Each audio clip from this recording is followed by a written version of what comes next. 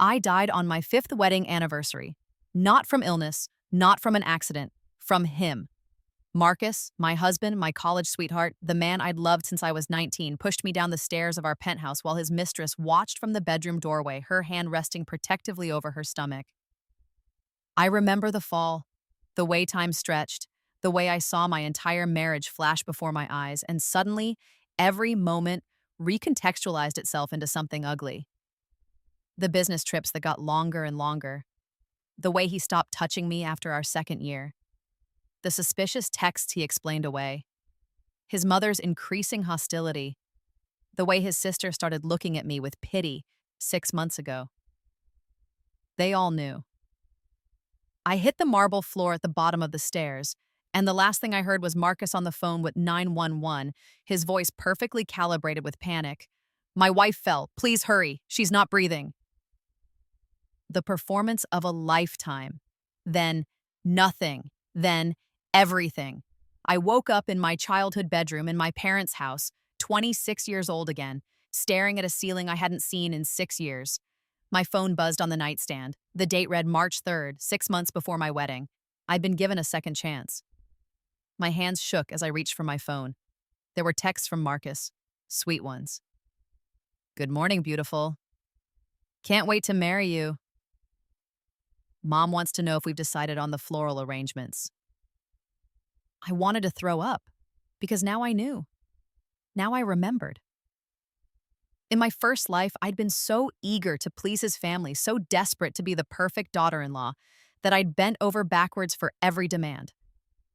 When Marcus's mother, Patricia, insisted on inviting 200 people from their side, versus my 40, I agreed. When she demanded we use her wedding planner, who charged triple the normal rate, I didn't fight it. When Marcus suggested we register for gifts at the most expensive stores to set the right tone, I thought he was just being aspirational. I'd been such a fool. In my first life after the wedding, Marcus's behavior changed overnight. The mask came off. He started spending money recklessly, our money, from my trust fund that I'd foolishly made joint. He bought cars, watches, took his mistress, his college ex-girlfriend Jessica, on trips he claimed were business development. His mother moved into our guest house and treated me like a servant. His sister borrowed money constantly and never paid it back. They bled me dry over 5 years while I worked 60-hour weeks at my marketing firm, trying to build our future. Marcus quit his finance job after year 2, claiming he needed time to find himself. What he found was day drinking and a pregnant mistress. When I finally discovered the affair 3 months before my death and threatened divorce, I learned the truth. I had nothing. The penthouse was in his name, a tax strategy he'd convinced me to agree to. When trust fund was empty, the cars, the jewelry, the art, all purchased with my money but registered in his name or his mother's name. And then he pushed me down the stairs to cash out my life insurance policy. But now I was back. 6 months before the wedding, and I knew exactly what to do. "Sweetheart," my mother knocked on my door. "Marcus is here. He brought breakfast." I took a deep breath and painted on a smile. Be right down. This time would be different. This time, I would let him have the wedding. Every bit of it. The expensive venue, the designer dress, the over-the-top reception, his mother's endless demands, his sister's entitled requests. I would be the perfect, agreeable bride. But the gifts, the wedding gifts, those were mine. "You seem happy," Marcus said that morning as we sat at my parents' kitchen table. He was so handsome. Dark hair, blue eyes, that smile that used to make my heart race. Now it made my stomach turn. "I am happy," I lied easily. "I've been thinking about the registry." "Yeah?" He bit into a croissant. "Mom had some thoughts about that." Of course she did. "I actually wanted to ask you something." I leaned forward, touching his hand. His skin felt cold. Had it always felt cold? "I know registering for gifts can be tedious, and you're so busy with work. What if I handled the entire registry myself? That way you don't have to worry about it." He looked relieved. "Really? That would be amazing. Mom keeps sending me links to China patterns, and I have no idea what she's talking about. I'll coordinate with her, I said sweetly. I'll make sure everything is exactly what the family wants. You're the best. He kissed my forehead. This is why I love you. You make everything easy. Easy, right. What Marcus didn't know, what he couldn't know, was that in my previous life, I'd spent those 5 years of marriage learning everything about asset protection and financial law. I'd become obsessed after I discovered how thoroughly I'd been screwed. I'd consulted with 3 different divorce attorneys in secret, trying to find any way to protect what was left. That knowledge was coming with me into this life. Oh, one more thing, I said as he was leaving. For the wedding gifts, I was thinking we should have everything registered in one name. Less complicated for returns and exchanges later. Would you mind if we put it all under my name, since I'm handling the registry anyway? He shrugged. Sure, whatever's easier. I trust you. Those words. I trust you. The same words he'd said when he convinced me to put the penthouse in his name only. When he suggested a joint bank account with no prenup. When he asked me to list him as the beneficiary on my life insurance. Now I was using them. Perfect, I smiled. I'll take care of everything. The next 6 months were a masterclass in performance. I played the devoted fiancé flawlessly. I agreed to every single demand from Patricia. She wanted orchids instead of roses. Of course, Mom. She wanted to invite her entire book club. The more the merrier. She suggested we use her nephew's catering company that charged $400 per plate. What a wonderful family connection. Marcus's sister Vanessa asked to be maid of honor despite barely knowing me. I asked her myself, making it seem like my idea. My own family was concerned. Sweetie, this wedding is getting out of control, my father said one evening. The budget is twice what we discussed, and you're letting them make all the decisions. It's fine, Dad, I assured him. Say, it's important to Marcus's family. I want to start the marriage on the right foot. What I didn't tell my father was that I'd started working extra freelance projects on the side. Every spare moment I had, I was building up my own savings in an account Marcus knew nothing about. I'd also started documenting everything. Every text, every email, every conversation. I was building a file. But the real work was the registry. I spent weeks on it. I registered at 12 different stores. Bloomingdale's, Tiffany's, Williams-Sonoma, Restoration Hardware, Neiman Marcus, Crate and Barrel, and 6 others. I picked the most expensive items, the kinds of things that screamed wealthy newlyweds building their dream home. $800 Dutch oven, $2,200 knife set, $3,000 espresso machine, $5,000 Versace china set, $8,000 crystal chandelier, $15,000 art piece, $20,000 designer furniture. Everything. Every single item. Registered under my name only, Maya Chen. Not Maya Chen and Marcus Ward, not the Ward family, just Maya Chen. The registries asked for both names, but I left Marcus's blank. The store's systems allowed it. One name was sufficient for tax and ownership purposes, and since I was handling everything, no one questioned it. Patricia called me one day to discuss the registry. Maya, darling, I was looking at what you picked out. It's all rather expensive, isn't it? I wanted to match the caliber of the wedding you've planned, Mom, I said sweetly. Marcus and I are so grateful for your guidance. You've taught me that we should have the best. I could hear her preening through the phone. Well, yes, quality is important. The Ward family has a reputation to uphold. Exactly. And with all the affluent guests you're inviting, I'm sure they'll want to give appropriate gifts. Very true, she agreed. Charles's business partners are all coming. They'll be generous. They were. In my first life, we'd received over $400,000 in wedding gifts, cash, checks, stocks, and luxury items, all of which Marcus had immediately started spending or liquidating. This time, every non-cash gift would be indisputably, legally, solely mine. I also did something else. I hired a forensic accountant. His name was David Chen, no relation, and he specialized in cases of financial infidelity. I paid him with my freelance money and gave him a simple task. I need you to investigate my fiance. Everything: bank accounts, credit cards, assets, debts, financial relationships. I need to know exactly what I'm marrying into. Are you sure you want to do this before the wedding? David asked. Most people come to me after they suspect something. I'm sure, I said. Call it due diligence.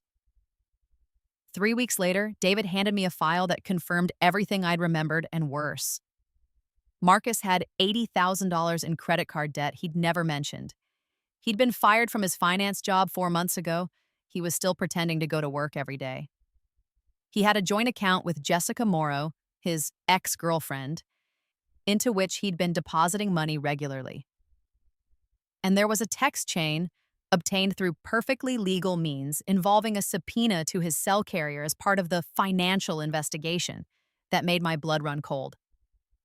Marcus to Jessica, dated 2 weeks ago. 5 more months, then we get the trust fund access and we're set.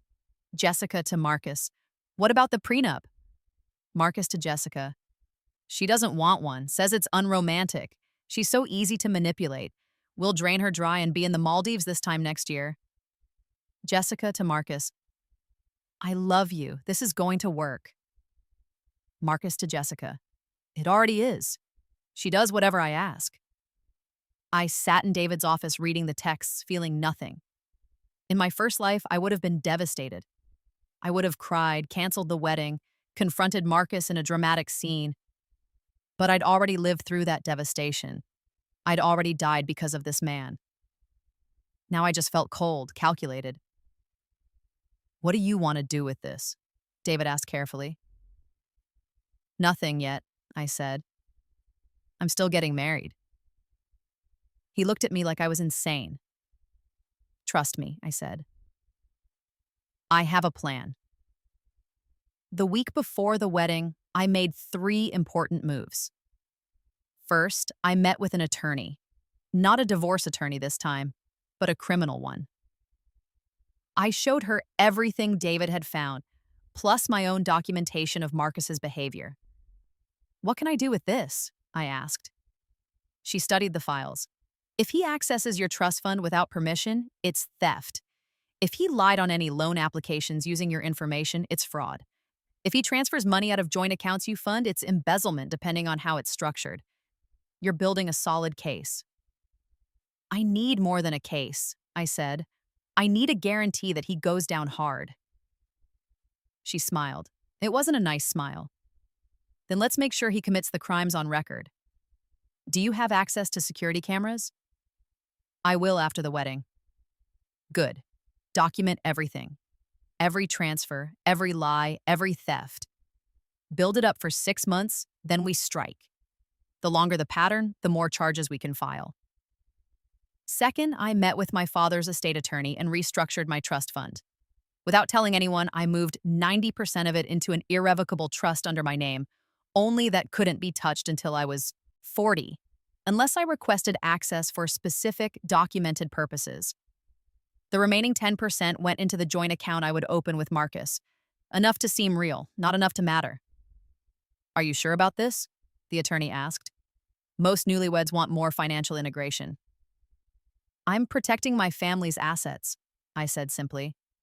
My father worked hard for this money. I want to be responsible. Third, I visited Jessica. She was easy to find. She worked at a boutique in Tribeca, selling overpriced handbags to women with too much money. She was pretty, blonde, petite, the kind of delicate that made men feel protective. I could see why Marcus was attracted to her. She was everything I wasn't. I walked in wearing sunglasses and a headscarf, browsing the bags casually until she approached. Can I help you find something? She asked with a retail smile.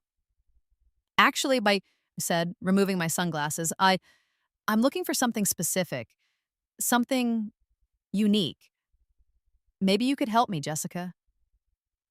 Her smile froze when she recognized me. How do you know your name? The same way I know you've been sleeping with my fiance for 6 months. The same way I know you're pregnant. The same way I know Marcus has been stealing from me to support you. She went pale. I don't know what you're talking about. Save it. I pulled out a folder from my purse. Inside were printed copies of the texts, bank statements showing transfers from Marcus to her, and a photo of them together from 2 weeks ago. I know everything. Then why are you here? She was scared now. Good. To make you an offer. I'm getting married to Marcus in 5 days. You're going to let me. You're not going to contact him, warn him, or interfere in any way. You're going to disappear from his life completely. Why would I do that? I smiled. Because if you don't, I'll file a civil suit against you for alienation of affection and intentional infliction of emotional distress. I'll drag you through court for years. I'll make sure everyone in your life knows exactly what you are, your family, your friends, your employer. I'll destroy your reputation so thoroughly that you'll wish you never met Marcus Ward. You're bluffing. Try me. I leaned in close. Or you could take this. I pulled out a check. $50,000. Enough to disappear, start over, take care of that baby somewhere far from here.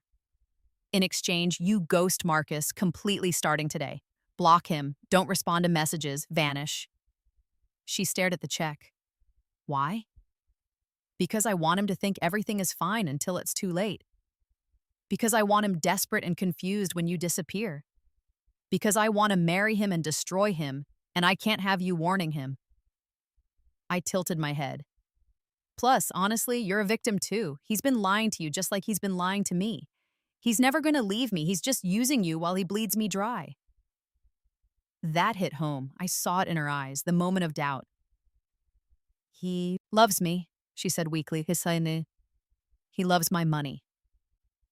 Take the check, Jessica. Be smart for once in your life. She took it. 3 days later, Marcus came to me in a panic. Have you heard from Jess? Have you seen Jessica Morrow around? She used to work at that boutique you like. No, why? I asked innocently. No reason. I think she quit or something. I heard it from someone. He was spiraling. I could see it. Without Jessica to reassure him, without her as his escape plan, he was doubting everything. But he was in too deep now. The wedding was in 2 days. All his mother's friends were coming. He'd already told everyone at his job that he didn't have about his beautiful wedding. His pride wouldn't let him back out, and he still thought he'd get my money. The wedding was obscene. Patricia had outdone herself. The venue was a historic mansion in the Hamptons. The flowers alone cost $50,000. There were ice sculptures, a 12-piece orchestra, and a celebrity chef. The guest list had ballooned to 350 people, 300 of whom were from Marcus's side. I walked down the aisle in a $25,000 dress, looking at Marcus waiting at the altar in his custom tuxedo, and felt absolutely nothing. You're stunning, he whispered when I reached him. Thank you, I said. The ceremony was beautiful. The vows were lovely. Marcus cried, whether from emotion or stress about Jessica, I couldn't tell. His mother sobbed. My parents looked uncomfortable but proud. And when the officiant said, I now pronounce you husband and wife, I kissed Marcus and thought, the trap is set. The reception was a blur of congratulations, dancing, and speeches. Patricia gave a toast about how lucky I was to be joining their family. Vanessa talked about how generous and wonderful her brother was. My father gave a short, dignified speech about love and partnership that made me want to cry, but I held it together. The gifts poured in. There was a room dedicated to them, boxes and boxes of wrapped presents, envelopes stuffed with checks and cash. I caught Marcus eyeing them hungrily during dinner. Quite a haul, he murmured in my ear. We're going to be set up for life. We are, I agreed, squeezing his hand. What he didn't know was that every physical gift had been unwrapped and inventoried by the venue staff, logged in a spreadsheet, and would be delivered to my parents' house per the registry instructions that Marcus never read. Every envelope would be opened by me personally. Every check and cash gift would go into my personal account, the one Marcus didn't know about. But I wasn't worried about him not knowing yet. I wanted him to think he'd won. The honeymoon was in Bora Bora, 2 weeks in an overwater bungalow that cost $5,000 per night. Marcus picked it, and I agreed enthusiastically. I paid with my credit card, the one attached to the 10% trust fund allowance I'd set aside for this purpose, the one I could afford to max out and not care about. On the first night, as we sat on our private deck watching the sunset, Marcus pulled me close. I'm sorry I've been stressed lately. Work has been crazy. But now that we're married, everything's going to be different. Different how? I asked. Better, easier. We're a team now, right? What's mine is yours and what's yours is mine. There it was. Of course, I said, kissing his cheek. Partners in everything. The next morning, Marcus suggested we set up our financial accounts together. We should consolidate everything, he said. Get a financial advisor, make a plan for the future. I was thinking I could take the lead on that since it's kind of my field. His field. The job he'd been fired from. The career he'd lied about. That sounds great, I said. I actually already set up our joint checking account. I transferred some money into it, enough for us to start building together. How much? 50,000. It's a good nest egg. I watched his face carefully. He tried to hide his disappointment, but I saw it. He'd been expecting full access to the trust fund. He'd been planning to slowly drain me dry like he had in my first life. That's great, babe. But what about the trust fund? We should integrate that too for tax purposes. Oh, I talked to my dad's attorney about that. He said it's better to leave it in trust for now. Tax advantages, we can draw from it for specific expenses, but it's more efficient this way. I really think we should. Marcus. I turned to face him, putting on my most loving expression. Do you not trust me to manage my family's money properly? I thought you said we were partners. He backpedaled immediately. Of course I trust you, I just want to help. You are helping. You're being supportive while I handle this. I kissed him. Besides, we got so much cash at the wedding, we have plenty to work with. Right, the wedding gifts. How much was that anyway? I'm still tallying it up. A lot of checks. I need to deposit everything and organize it. I smiled. But it's substantial. We're very lucky. When do you think we'll have access to it? So eager. Soon, I promised. What I didn't tell him was that I'd already deposited every check into my personal account. The cash, about $80,000, was in a safety deposit box in my name only. And every physical gift, all those expensive registry items, had been delivered to a storage unit I'd rented. Everything registered to Maya Chen. Not Maya Ward. Not Maya Chen Ward. Just Maya Chen, my maiden name, which I had legally kept despite the marriage. We returned from the honeymoon to the penthouse Marcus had insisted we buy. In my first life, this had been his first power move, convincing me to purchase a $3.2 million apartment in my name with my trust fund, but then transferring the deed to his name only through a refinancing that I'd stupidly signed without reading. This time, I'd agreed to buy the penthouse. I'd even agreed to put it in his name. But I'd done something else. I'd had my attorney structure it as a loan, not a purchase.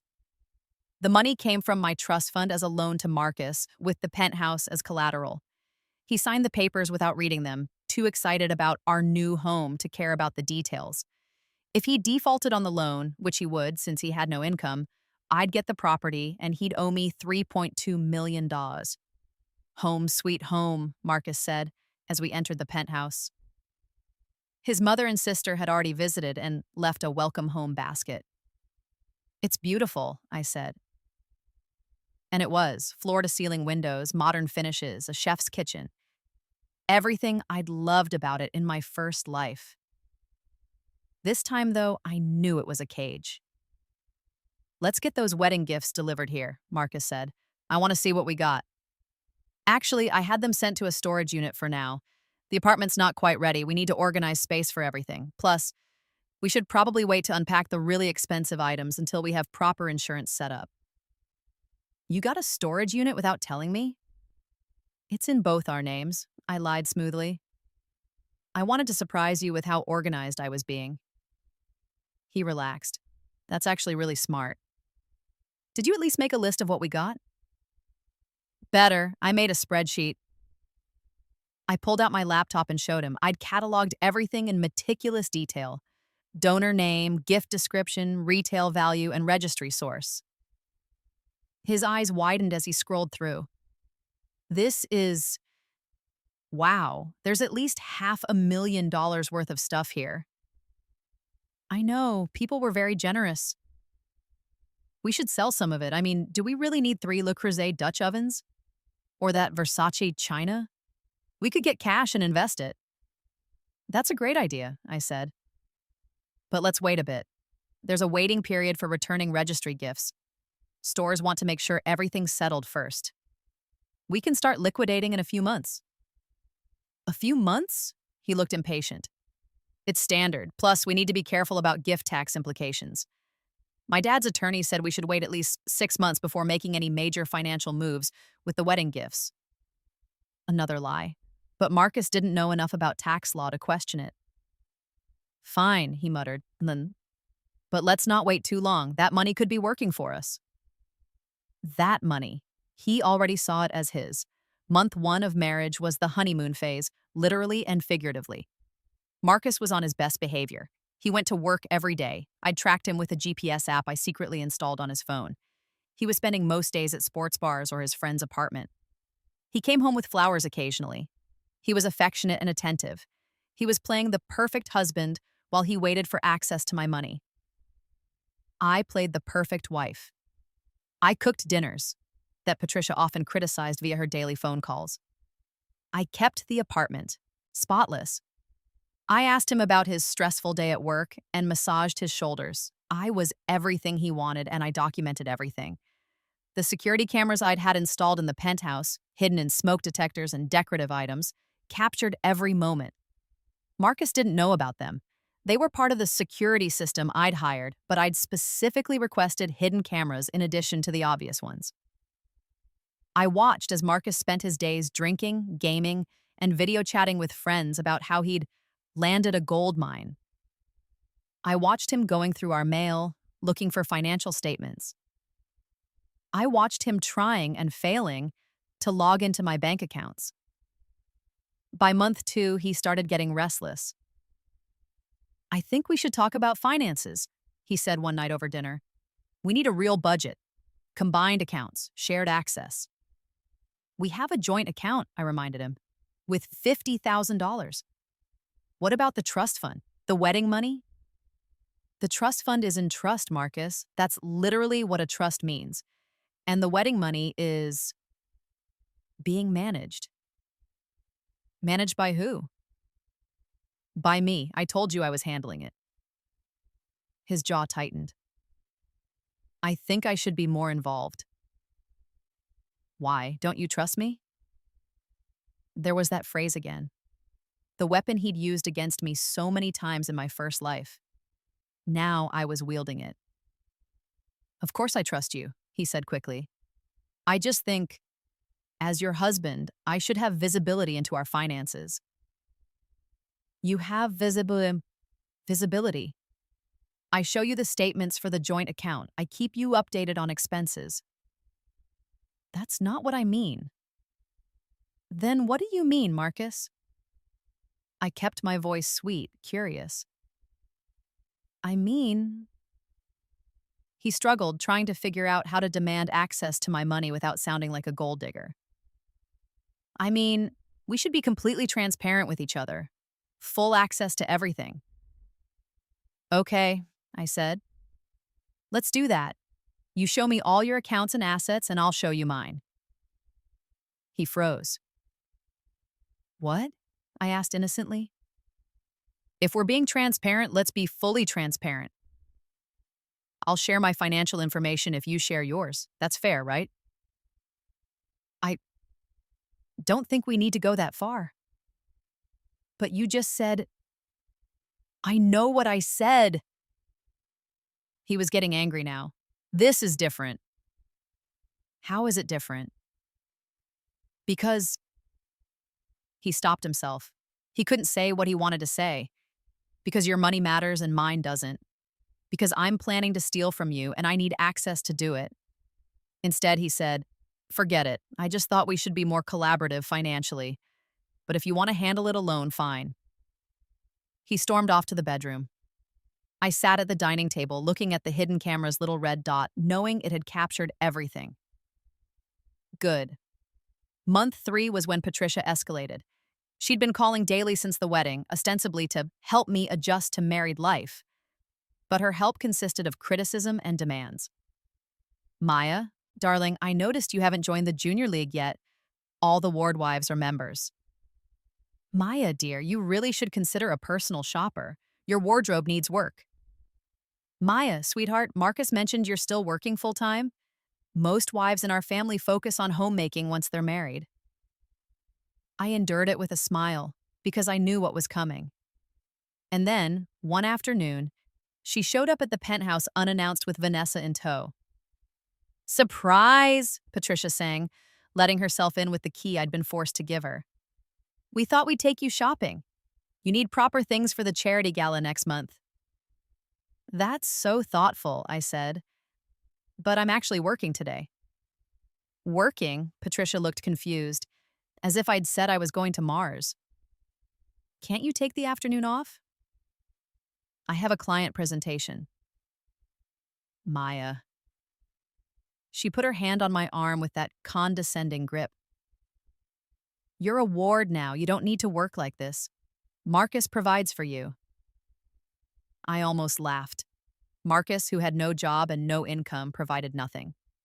Every expense in this apartment, groceries, utilities, everything came from my money. But I said, you're right, Marcus is wonderful, but I love my job. It keeps me fulfilled. Fulfillment comes from family, Patricia said firmly. From supporting your husband, and eventually from children. Career ambitions are for women who have no other options. Vanessa nodded along like a puppet. Speaking of supporting Marcus, Patricia continued, Vanessa and I were discussing a business opportunity. Marcus mentioned you've been managing the wedding gift money? Here it was. I have, I confirmed. Well, we think it would be wonderful if you invested some of that in Vanessa's boutique idea. She wants to open a high-end clothing store and family should support family. Vanessa jumped in eagerly. It's a guaranteed success. I just need about $200,000 in seed capital. $200,000 for a boutique run by a woman who'd never worked retail, never run a business, and spent money like water. In my first life, I'd said no. Patricia had been furious. Marcus had been cold to me for weeks. Eventually, I'd caved and given Vanessa $100,000, which she'd burned through in 6 months before closing the store. This time I said, what a wonderful opportunity, but the wedding gift money is in a complicated trust structure. I'd need to get approval from my father's estate attorney before making any large distributions, and that could take months. Months? Vanessa looked devastated. It's how these things work when gifts are registered under specific tax structures, I said sympathetically. But I'll definitely start the paperwork. Marcus and I want to support family. Patricia narrowed her eyes. She sensed I was stonewalling, but she couldn't quite figure out how. Well, see that you do, she said coolly. Family loyalty is important, Maya. I'd hate for Marcus to think his new wife doesn't care about his family's success. Was that a threat? Of course, I said sweetly. The family is everything.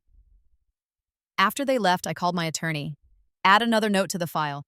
Attempted financial exploitation by mother-in-law and sister-in-law, documented via home security cameras. You're building quite a case, she said. I'm being thorough.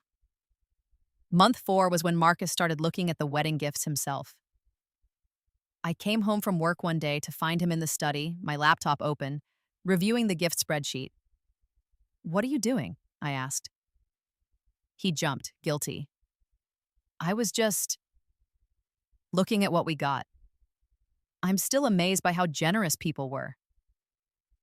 Uh-huh. Some of this stuff, we should really think about selling. Like this Hermes china set, $12,000. We don't need china.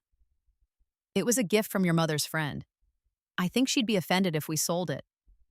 She doesn't need to know. Marcus, these gifts were given to us in good faith. We should keep them for at least a year before considering returns or resale. A year? He looked panicked now. That's ridiculous. That's proper etiquette. Fuck etiquette, he was shouting now. Maya, we have hundreds of thousands of dollars in stuff sitting in a storage unit doing nothing. We could liquidate it, invest it, build our future. Or, I said calmly, we could keep the gifts that people gave us to celebrate our marriage. This isn't about sentimentality. This is about being smart with resources. Resources? Is that what you call wedding gifts? I call them assets, which you're refusing to let me access. They're in my name, Marcus. The words hung in the air. He stared at me. What? The wedding gifts, the registry, it's all registered under my name. Maya Chen, not Maya Ward, not the Ward family, just me. I watched him process this, watched the implications sink in. But we're married? What's yours is mine. That's not how property law works, actually. Gifts given specifically to one person remain that person's separate property, even in marriage. Since the registry was in my name only, every gift is legally mine. You did this on purpose. I did what you asked. You said I could handle the registry, remember? You trusted me. His face went red. You manipulative bitch. There it was, the mask slipping. Excuse me? You heard me. You've been lying to me, hiding money, keeping me from what's rightfully mine, what's rightfully yours. I stepped closer. Tell me, Marcus, what exactly is rightfully yours? Your job you got fired from? Your secret debt? Your pregnant mistress you were planning to run away with? He went white. Oh, yes, I said softly. I know about Jessica. I've known since before the wedding. I know about the texts, the plan to drain my trust fund, all of it. Maya, just don't. I held up my hand.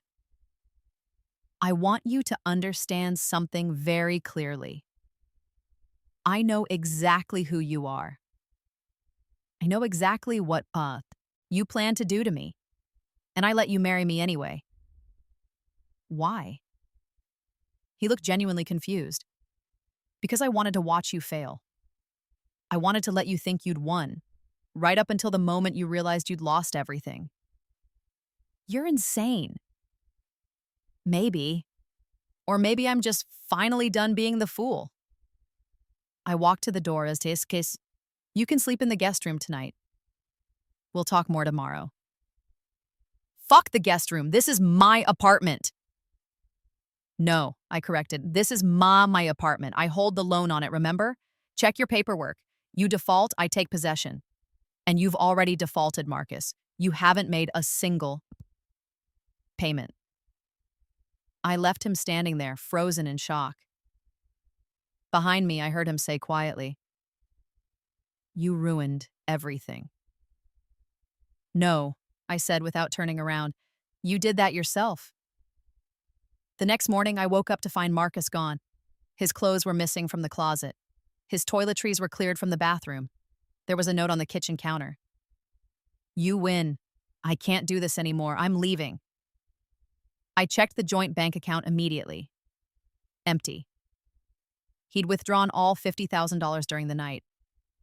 I called my attorney. He ran. With marital funds. With our joint account balance, which I can prove was entirely my money. Good, that's theft. How do you want to proceed? Let him run.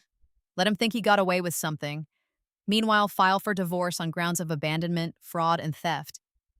I want every protection in place. And the wedding gifts? Untouched and documented. All in my name. All in my possession. You've thought of everything. I've had practice. The divorce took 6 months. Marcus contested it, of course. He tried to claim the gifts were marital property. He demanded half of my trust fund. He even tried to say I'd trapped him into marriage through fraud. My attorney destroyed him. She presented the texts between him and Jessica. She showed his lies about employment. She documented his theft from the joint account. She proved that every wedding gift was registered to me alone and was therefore my separate property. She revealed the loan structure on the penthouse, showing he'd defaulted, and she brought Patricia and Vanessa into it too, questioning them under oath about their attempts to access my money, their pressure campaigns, their coordination with Marcus. By the end, Marcus had nothing. No job, no money, no apartment, no wife, no wedding gifts. The court ordered him to repay the $50,000 he'd stolen, with interest. The penthouse went to me fully. The wedding gifts, every single one, stayed mine. My trust fund remained untouched, and Marcus was left with $80,000 in debt and a fraud charge that would follow him for years. Patricia stopped calling me after month 3 of the divorce. Vanessa blocked me on social media. Marcus's friends disappeared. And Jessica? I heard through mutual acquaintances that she'd moved to Portland, had her baby, and was living a quiet life. The $50,000 I'd given her had been enough for a fresh start. Good for her. She'd been smart enough to take the exit when it was offered. I'm sitting in my new apartment now, smaller than the penthouse, but it's actually mine. The walls are decorated with the wedding gifts, the art pieces, the designer furniture, the crystal chandelier that catches the afternoon light beautifully. Every item a reminder of how close I came to losing everything. Every item proof that I didn't. My trust fund is still intact. My career is thriving. I made partner at my marketing firm last month. My parents are relieved I got out when I did. My friends, my real friends, not the ones who are using me, have been incredible. And Marcus? Last I heard, he's living in his mother's basement, working at a car dealership, trying to pay off his debts. Patricia is furious with him for embarrassing the family. Vanessa pretends she barely knows him. Sometimes I wonder what he thinks about. Does he regret pushing me down those stairs in that other life? Does he lie awake wondering how I knew?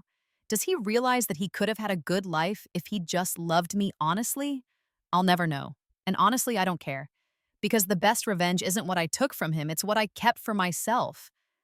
Every single gift, my name, my property, my life. I should send Patricia a thank you note for the wedding planning. After all, if she hadn't invited 300 affluent guests, I wouldn't have received $547,000 worth of gifts that are now appreciating nicely in value. Maybe I'll send it on what would have been our anniversary, or maybe I'll just keep living well. That's revenge enough. 6 months after the divorce was finalized, I got a call from an unknown number. I considered not answering, but curiosity won. Hello? Maya. Marcus's voice was rough, defeated. I need to talk to you. We have nothing to discuss. Contact my attorney if please, just 5 minutes. Against my better judgment, I agreed to meet him at a coffee shop. Neutral ground, public place, my attorney on speed dial. He looked terrible. Thinner, older, with dark circles under his eyes. The golden boy I'd married was gone, replaced by this hollow shell. What do you want? I asked, not bothering with pleasantries. I want to understand. He leaned forward. How did you know? About Jessica? About all of it? We were so careful.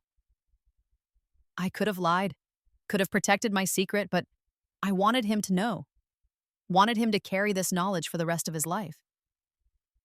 I knew because you killed me, I said simply.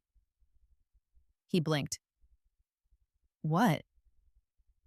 In another life, you married me, spent 5 years draining my trust fund, and then pushed me down the stairs to collect my life insurance. I died, Marcus. And then I came back. I got a second chance, and I used it to protect myself from you. He stared at me like I'd grown a second head. That's insane. Is it? How else? Would I have known about Jessica? About your debts? About your plan? I leaned back. You can believe me or not, I don't care, but I want you to know that in another timeline, you're a murderer. In this timeline, you're just a thief. Count yourself lucky.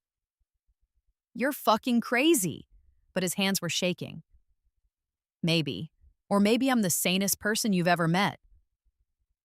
I stood up. Stay away from me, Marcus. If you contact me again, I'll file for a restraining order. Wait, he grabbed my arm and the wedding gifts, just some of them. Please. I'm drowning here. I looked at his hand on my arm, then at his face. No, I said simply. Every gift was given to me. Every registry item was registered to me. Every single piece is mine, legally and morally. You wanted to take everything from me. Instead, I kept everything from you. I pulled my arm away. Oh, and Marcus, I'm selling the restoration hardware furniture set on Friday, the one worth $20,000. I'm getting about $18,000 for it. I'm donating that money to a women's shelter for women escaping financial abuse. His face crumpled. Goodbye, Marcus. I hope you learned something from this, but honestly, I doubt you will. I left him sitting there, broken and alone. And I felt nothing. That's the thing about second chances. They don't just give you the opportunity to avoid your mistakes. They give you the opportunity to understand that some people don't deserve your empathy, your money, or your time. Marcus had his chance. He squandered it. Now he gets to live with the consequences while I live with Le Creuset Dutch ovens, Versace china, and a very expensive espresso machine that makes the perfect morning cappuccino. Every morning, I use the $800 coffee machine that was registered in my name. Every morning, I remember what it cost to learn this lesson. Every morning, I'm grateful I got a second chance to keep what was mine. After Rebirth, I let him keep the wedding gifts. I just made sure every single one was registered in my name only, and that made all the difference.